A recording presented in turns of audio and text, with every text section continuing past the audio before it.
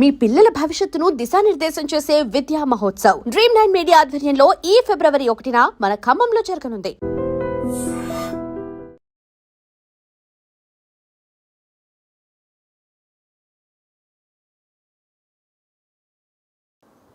ఈటెల రాజేందర్ పేరు ఎందుకు వినిపిస్తుంది? గర్వాపసిలో ఈటెల రాజేందర్ కూడా ఉంటారు, మీరు వస్తే బాగుంటుంది అనేది ఒక బీఆర్ఎస్ నుంచి కూడా ఒక వాదన అనేది ఉందని.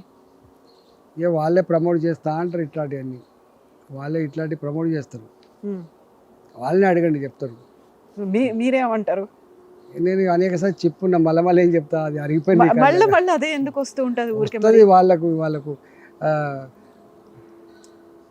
అంధకారం కనబడ్డప్పుడు, ఓకే, వాళ్ళకి అంధకారం కనబడ్డప్పుడు, లేదా వాళ్ళకు అధికారాన్ని మళ్ళీ చేజిక్కించుకోవాలంటే ఆడడం ఉన్నప్పుడు, రకరకాల అవసరాల కోసం ఇట్లాంటి చేస్తూ ఉంటారు. ఇప్పుడు బీజేపీ ఎట్లుందంటారు? మీరు బీజేపీలో మీరు కంఫర్టబుల్గా ఉన్నారా, లేకుంటే గ్రూపుల వల్ల కొంచెం ఏమైనా ఉక్కిరిబిక్కిరి అవుతుందా, సఫకేషన్ లాగా ఉందా మీకు? నేను ఇంతకుముందు ఒక మాట చెప్పిన, రాజకీయాలు ముళ్ళబాట అని చెప్పిన. అవును, రాజకీయాలు ఇట్లా ఫుల్ రోజువారీగా సంతోషంతో రోజువారీగా ఇట్లా అన్ని సమకూరేటువంటి వ్యవస్థలు ఉండవు, ఎవరికి ఉండవు, గుర్తుపెట్టుకోండి. సో ఇక్కడ కిషన్ రెడ్డి వర్గం ఒకటి, బండి సంజయ్ వర్గం ఒకటి, ఆ తర్వాత రఘునందను, ఈటెల రాజేందరు, లేకుంటే ధర్మపురి అరవింద్, ఇలా 8 మంది ఎంపీలు 8 మంది డిఫరెంట్గా ఉన్నారు అనే ఒక మాట. అట్లా బయట అనుకుంటారు కానీ అట్లా ఉండదా? నిన్న ధర్మపురి అరవింద్ ఒక మాట అన్నాడు, నేను రఘునందన్ కలిస్తే బీఆర్ఎస్ పార్టీని గల్లంతు చేస్తాము అనేటువంటి మాట. అక్కడ కేవలం ఆ ఇద్దరే ఉన్నారు, మొత్తం బీజేపీ గురించి చెప్పలేదు ఆయన. తెలియదు మరి వాళ్ళు ఏ కాంటాక్ట్స్ అన్నారో వాళ్ళని అడగండి. ఓకే, ఇప్పుడు ఈటెల రాజేందర్ నెక్స్ట్ అధ్యక్షుడు అవుతారా, కేంద్ర మంత్రి అవుతారా? ఇప్పుడు తెలియదు కదా, ఏమీ తెలియదు మీకు అసలు. ఇప్పుడు అధ్యక్షుని అవుతానా లేకపోతే మంత్రి అవుతా ఎట్లా చెప్తారండి మాది. సో ప్రధానంగా రామచందర్ వచ్చిన తర్వాత కావలసినటువంటి, లేకుంటే అంత పవర్ఫుల్గా ఉండాల్సినంత బీజేపీ లేదు, అంత అగ్రెసివ్నెస్ కనిపించట్లేదు, చాలా సాఫ్ట్గా ఉండడం అనేది కలిసి రాలేదు అనేటువంటి ఒక మాట ఉంది. సో అందుకని బండి సంజయ్ని మళ్ళీ అధ్యక్షుడిగా తీసుకొస్తారు, మిమ్మల్ని కేంద్ర మంత్రిగా తీసుకెళ్తారు అనే మాట. తెలియదండి, ఏమీ తెలియదు మీకు అసలు ఏం జరుగుతుంది అసలు బీజేపీలో అనేది.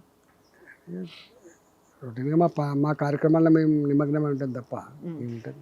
మీ కార్యక్రమాల నిమగ్నం అంటే పొద్దున వచ్చింది మొదలు ఆల్మోస్ట్ బయట ఒక 50 కార్లు ఉన్నాయి, ఒక గ్రూపులుగా ఒక 6-7 గంటలుగా వాళ్ళతో మాట్లాడినారు. అయినప్పుడు మీరు మల్కాజిగిరి ఎంపీ అయినప్పటికీ కూడా హుజురాబాద్ని అస్సలు వదులుకోదలుచుకోలేదు, హుజురాబాద్ మీద కంప్లీట్ హోల్డ్ అనేది మీరే పెట్టుకోవాలని ఉన్నది అనేది. అట్లేం ఉండదండి, మేము ఒక హుజురాబాద్కో ఒక మల్కాజిగిరికో పరిమితమైన నాయకులం కాదు కదా. మేము జనరల్గా మొత్తం తెలంగాణ వ్యాప్తంగా ఎక్కడ పోయినా ఓ తెలంగాణ ఉద్యమకాడిగా ఉంటుంది. తెలంగాణకు ఆనాడు ప్రజలకి ఎక్కడ సమస్య వచ్చినా వాలిపోయే బిడ్డగా, తెలంగాణ సమాజానికి ఎక్కడ గింత ఇబ్బంది జరిగినా పోరాటం చేసినటువంటి బిడ్డగా మాకు గుర్తింపు ఉంటుంది. రాష్ట్ర మంత్రిగా పనిచేస్తే, మంత్రి అంటే ఒక జిల్లాకు మంత్రి ఉన్నాడు కదా, టెక్నికల్గా జిల్లాలో ఉన్నప్పటికీ కూడా తెలంగాణ వ్యాప్తంగా పరిచయాలు ఉంటాయి కదా. ఇప్పుడు బండి సంజయ్ హుజురాబాద్ నుంచి ఆయన కంటెస్ట్ చేయాలనుకుంటున్నారు నెక్స్ట్ అసెంబ్లీ ఎన్నికల వరకు, అప్పుడు ఈటెల రాజేందర్ ఏం చేస్తారు? తెలియదు మరి నాకు, ఆయన అట్లా చేస్తుండొచ్చు ఆయన.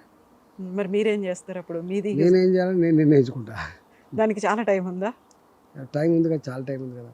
ఇప్పుడు ఎందుకు, ఇప్పుడు ఇంకా 3 ఏళ్ళు ఉన్నది ఎలక్షన్స్. సో ఈటెల రాజేందర్ బండి సంజయ్ మధ్యలో అన్ని పాసిఫై అయిపోయినాయా కరీంనగర్కి సంబంధించి? ఊహాగానాలకు సంబంధించిన ప్రశ్నలకు ఆన్సర్ నాయన ఉండదు. సో మీడియా ముందు కూడా మాట్లాడినటువంటి మాటలు, లేకుంటే కరీంనగర్ లీడర్ల మీద ఒక ఇండైరెక్ట్గా మాకు చేసినటువంటి స్ట్రాంగ్ స్టేట్మెంట్లు, కామెంట్లు, సందర్భాన్ని బట్టి మాటలు వస్తాయి కదా. సందర్భాన్ని బట్టి, అప్పుడున్నటువంటి సర్కమ్స్టాన్సెస్ని బట్టి, అప్పుడున్న భౌతిక పరిస్థితులను బట్టి, అప్పుడున్న వాడిని బట్టి, వెడిని బట్టి, జరిగిన పరిణామాలను బట్టి మాట్లాడుతుంటాం కదా. ఆనాడు మాట్లాడి మళ్ళీ ఇలా మాట్లాడేది రేపు మాట్లాడకపోవచ్చు కదా, సందర్భాన్ని బట్టి ఉంటుంది. సో అంతా కలిసికట్టుగానే ముందుకు కలిసి వెళ్తారా? తప్పకుండా అనుకుంటున్నాం. అంటే అనుకుంటున్నారు, అది కేవలం ఈటెల రాజేందర్ అనుకుంటున్నాడా? అందరి దగ్గర నుంచి కూడా అదే మాట ఉందా? అందరూ అనుకోవాలి కదా, లీడర్ అంటూ కూడా మొట్టమొదటి ఉండాల్సిన క్యారెక్టరే కలిసిమెలిసి పనిచేయాలనే క్యారెక్టర్ ఉండాలి.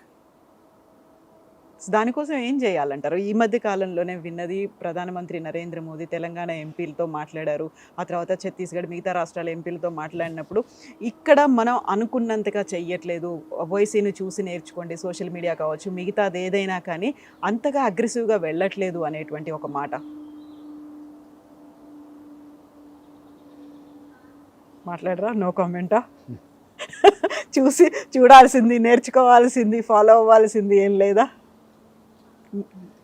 సందర్భం అయితే చెప్తాం. ఇప్పుడు రాలేదు అసలు? ఇంకా టైం ఉందా దానికి? ఎంత టైం ఉండింది? ఎప్పటి వరకు ఉండొచ్చు? చెప్తాం.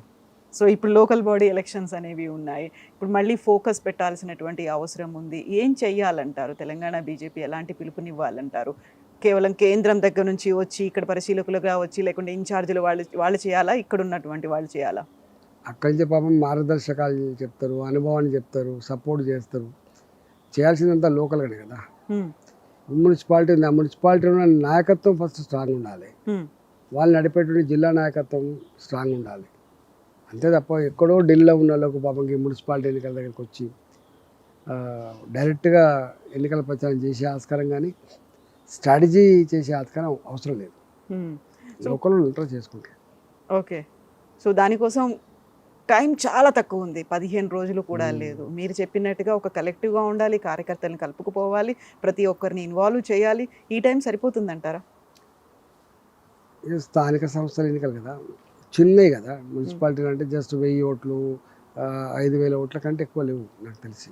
అయినప్పటికీ కూడా చాలా ప్రెస్టీజియస్గా భావిస్తున్నాను కదా. ఎందుకో అంటే గెలుపు అనేది తప్పకుండా ప్రెస్టీజ్ తీసుకుంటుంది ప్రతి పొలిటికల్ పార్టీ. ఇవన్నీ బేస్ కదా. అవును. రేపు వాళ్ళకి ప్రభుత్వాన్ని ఏర్పాటు చేయాలంటే సర్పంచ్లకు గెలవాలని కోరుకుంటాం, ఎంపీటీసీలు గెలవాలని కోరుకుంటారు, మున్సిపాలిటీలో క్యాప్చర్ చేసుకోవాలని కోరుకుంటాడు. ఇవన్నీతో పాటు అవి ఉంటేనే అది తప్ప కేవలం అక్కడ మాత్రమే అధికారం ఉండి మిగతా అన్ని లేకపోతే కూడా సమగ్రమైన అభివృద్ధి కానీ కోఆర్డినేషన్ కానీ ఉండే ఆస్కారం ఉండదు.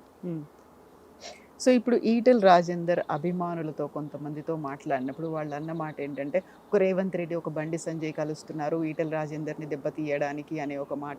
మా అన్నకి దక్కాల్సినంత ఒక పేరో గౌరవమో లేకుంటే మనం ఇప్పటిదాకా చూసినటువంటి అవన్నీ మిస్ అయిపోతున్నాయి, కొంచెం తగ్గినట్టుగా కనిపిస్తున్నాడు మా అన్న అనే మాట. బయట వాళ్ళు పాపం మీ అభిమానులు వాళ్ళు ఏ కోణంలో చూస్తున్నారో పాపం, వాళ్ళ అసెస్మెంట్ ఏందో వాళ్ళకెరక, నాకేమైనా తెలుస్తుంది. ఓకే. వాళ్ళ అభిప్రాయాన్ని ఎట్లా చెప్పగలుగుతారు? గతంలో ఈటెల రాజేందర్ అన్నని ఊహించుకున్నట్టుగా మా రాజేందర్ అన్న అట్లుండే, అంత గొప్పగా ఉండే, ఇప్పుడు కొంచెం తగ్గినట్టున్నాడు. ఏముండదు, సైలెంట్ గట్టినే ఉన్నా, ఇప్పుడు గట్టినే ఉంటా, రేపు కూడా గట్టినే ఉంటా. ఓకే. ఏం మార్పు ఉండదు.